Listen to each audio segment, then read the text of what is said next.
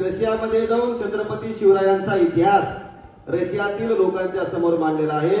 म्हणून आज देखील रशियामध्ये अण्णाभाऊ साठे यांचा पुतळा त्या ठिकाणी त्यांच्या ग्रंथालयाच्या समोर बसवलेला आहे। कुठे बसवलाय? ग्रंथालयाच्या समोर बसवलाय।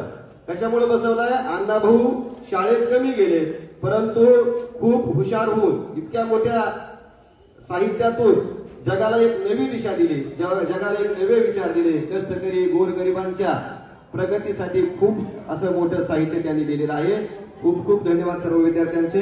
यानंतर प्राची उदार आपल्या समोर आपले विचार व्यक्त करेल। जग भलेला घालून निघावं मन